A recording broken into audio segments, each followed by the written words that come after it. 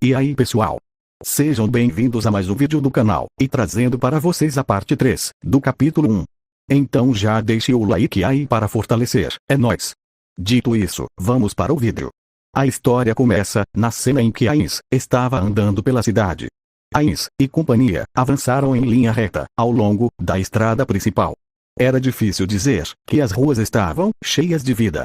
Isso ficou óbvio quando ele comparou suas memórias de seu tempo como Momon com as cenas diante dele agora. As expressões dos pedestres eram sombrias e pareciam estar se movendo um pouco mais depressa. Em contraste, os Dead Knights caminhavam orgulhosamente pelas ruas. Eles provavelmente estavam patrulhando no lugar da guarda habitual da cidade. Ainz só lhes deu ordem simples: apreender alguém envolvido em violência. Proteger quem pedir ajuda. Ainz voltou seu olhar para a muralha da cidade. Uma parte dos Dead Knights, produzidos em massa, foi designada para o serviço de sentinela, no topo das muralhas. Havia outros como eles, que estavam vigiando os portões da cidade, ou patrulhando. No entanto, o modo mais bizarro que foram empregados foi receber ordens para construir novos vilarejos com os habitantes do distrito de favelas. As pessoas que acabaram sendo moradores das favelas eram tipicamente o segundo ou terceiro filho das famílias camponesas. Aqueles que não tinham sua própria fazenda para trabalhar. Eles sonhavam com uma vida melhor na cidade, mas no final, eles só conseguiam cavar uma miserável existência de um pobre em meio às cinzas de seus sonhos. Assim, Ainz prometeu conceder-lhes um lote de terra e enviou-os para lá. Eles foram enviados para as ruínas dos vilarejos, que foram incendiados devido à tramóia da teocracia Slane. Como haviam caído devido a razões externas, tudo o que precisavam fazer era limpar os escombros, procurar novos moradores, e o vilarejo se recuperaria, naturalmente. Por terem sido atacados no passado, Ainz permitiu que os Dead Knights e Soul Eaters, comedores de almas, fossem com eles, como guardas, e ele também ordenou que eles ajudassem os aldeões com seu trabalho na fazenda. É claro que nenhum deles era particularmente hábil em trabalhar nos campos. No entanto, eles eram muito superiores aos seres humanos comuns quando se tratava de força física bruta. Essencialmente, eles eram equipamentos agrícolas pesados, que não necessitavam de combustível e que podiam funcionar 24 horas por dia. Eles eram ideais para a tarefa de arar o solo, e uma sorte de trabalhos pesados certamente fariam grandes contribuições nas próximas colheitas. O objetivo de Ainz era reconstruir os vilarejos em um ano, permitindo assim que elas atingissem a autossuficiência básica. Eles então começariam uma colheita regular no segundo ano. No entanto, o objetivo de reconstruir os vilarejos era meramente coletar seus produtos, como impostos, e depositá-los na Exchange Box, caixa de câmbio, onde eles se tornariam moedas de ouro de Yggdrasil. Albedo e Demiurgos elogiaram essa ideia até as alturas, por isso deve ser algo bastante viável. Ele havia emprestado os Undeads para evitar gastar tempo na colonização das regiões selvagens. Ao mesmo tempo, como os Undeads estavam em empréstimo, ele cobrava taxas adicionais de aluguel, além dos impostos combinados previamente. Como não precisava cobrar o aluguel dos moradores, ele teve a ideia, depois de considerar que ele poderia acabar emprestando os Undeads a várias outras pessoas no futuro. Embora esse plano priorizasse o envio de grande número de moradores das favelas, com suas famílias, para fora da cidade, isso por si só não era um motivo para a falta de pessoas nas ruas. Isso provavelmente seria por causa de Ainz. Quando os pedestres o encontravam nas ruas, eles olhavam com os olhos arregalados, antes de voltar pelo caminho que vinham, ou circulando ao redor dele. Era como andar em um deserto abandonado. Ainda assim, ser temido não era ruim. Era uma dúzia de vezes melhor do que ser desrespeitado.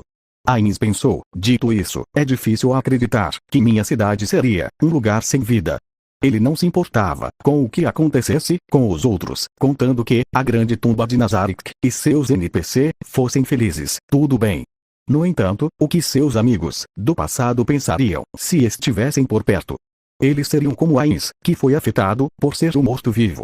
Eles acabariam sendo influenciados por sua natureza racial. Eles acabariam tratando os humanos como pouco mais que forragem. Ou eles continuariam mantendo suas fortes emoções do seu tempo como humanos. Mas para onde eu realmente quero levar este país? Assim como o ator de Pandora havia dito, Ainz precisava decidir como administrar esse país e usar este objetivo para governar essa cidade. Por exemplo, cultivando trigo e coisas semelhantes, e jogando as colheitas na exchange box da tesouraria, ele poderia obter moedas que poderiam ser usadas para fortalecer a grande tumba de Nazarick. O país então se tornaria aquele cujo único objetivo de produzir moeda. Por exemplo, ele poderia criar e abater seres humanos, fazendo com que o país produzisse XP, que seria armazenado dentro da avarice, avareza, e generosidade. Por exemplo, ele poderia entregar todas as tarefas de produção e trabalho para os undeads, tornando-se um país onde os vivos não precisavam trabalhar. E, por exemplo, de uma terra repleta de amor para uma cheia de ressentimento, como seria o país que levava o nome da guilda? Ele não podia entregar essa decisão a seus subordinados. Este era seu dever, sua responsabilidade, como o governante de Nazarick e o reino feiticeiro de Ainz ou Algon. Ainz falou, Fifth. O que você acha desta cidade, deste país? Fifth falou, minhas mais profundas desculpas. Posso saber como você gostaria que eu respondesse? Ainz pensou, ele tinha sido muito abstrato. Ainz decidiu perguntar novamente. Você sente que este é um país onde você pode viver em felicidade?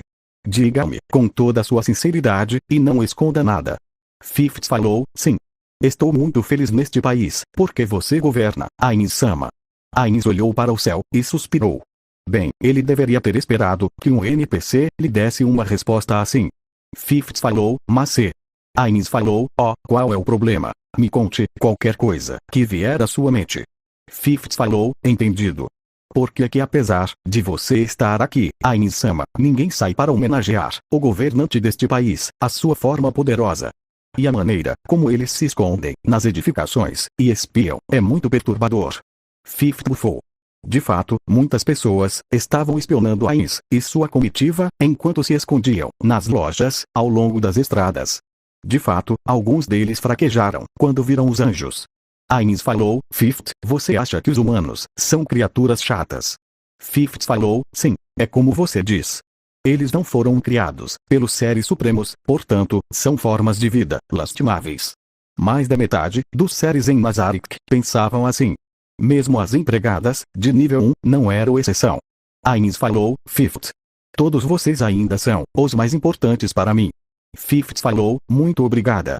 Ainz continuou, no entanto, devo mostrar alguma medida de misericórdia às pessoas que domino. Afinal, eles são cidadãos do reino feiticeiro. Fifth falou, é como você diz. Ainz falou, então, por que não transformar este lugar em uma utopia? Um maravilhoso mundo de sonhos, que é tão doce quanto imergir em mel. Um mundo onde eles desejarão ser governados eternamente. Fifth falou, eu sinto que este é um excelente plano. Ainz falou, já que eu pretendo conquistar o mundo, meus cidadãos não serão apenas humanos. Todas as raças do mundo devem se ajoelhar diante de mim. Fifth falou, naturalmente. Projeto Utopia. Este plano estava sendo realizado no 6º andar e foi iniciado com a intenção de atrair qualquer jogador que eles encontrassem com a ideia de que Nazarick era uma boa guilda que recebia todas as raças. Usar este lugar para a experiência parece uma boa ideia, pensou Ainz. Ainz falou, eu devo proclamar ao mundo. Somente aqueles que servem ao rei feiticeiro terão prosperidade eterna. Fifth falou, não há dúvida de que é verdade. Se ele pudesse fazer isso, então, se ele encontrasse seus antigos amigos, seus antigos companheiros de guilda, ele poderia orgulhosamente mostrar essa cidade para eles. Parece que o país que Ainz desejava seria aquele em que ele governaria várias raças, coexistindo em harmonia. Ele tomaria a visão de Ainz ou Algon dentro da grande tumba de Nazarick e a reproduziria em escala global. Como seus amigos poderiam estar escondidos em algum canto do mundo, ele criaria um mundo onde diferentes heteromorfos e raças poderiam sorrir e viver juntos. A luz nos olhos de Ainz ficou mais brilhante.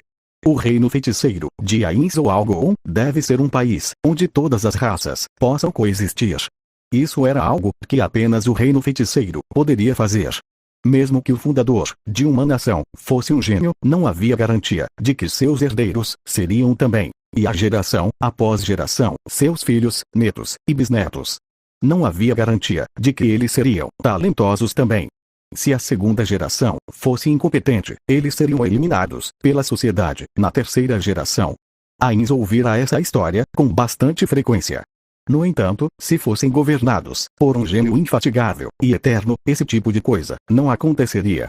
A forma ideal disso era ter uma ditadura governada por um punhado de gênios, com pessoas como Demiurgos e Albedo no reino feiticeiro.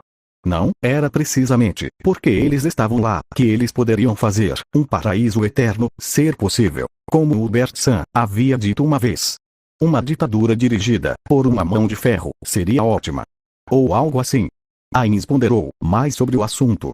Liderados por Demiurgos e Albedo, os Guardiões estavam prosseguindo com seu objetivo de dominação mundial. Ainz não podia negar completamente o ponto deles. Afinal, isso poderia espalhar seu nome para seus companheiros. No entanto, não seria melhor espalhar esse nome através de outros meios que não fosse a governança pela força, permitindo que o reino feiticeiro de Ainz ou Algon seja conhecido como uma utopia. Eles podem fazer com que muitas pessoas escolham dobrar o joelho e submeter-se à sua governança por essa doce promessa de mel. Seria como usar açúcar e um chicote. Se Demiurgos e Albedo fossem o chicote, então Ainz seria o açúcar. Que ótima ideia! Ainz havia decidido. Ainz era diferente dos NPC que só podiam desprezar aqueles que estavam fora de Nazarick. Essa forma de conquista do mundo era algo que só ele, com seus vestígios de humanidade, poderia inventar. Ele dominaria através de um charme irresistível. Então, o que ele deveria fazer para realizar este plano? Quando Ainz começou novamente a andar, ele pensou desesperadamente sobre o assunto. Ele precisaria de métodos diferentes dos de Demiurgos e Albedo. Métodos que não dependiam de força.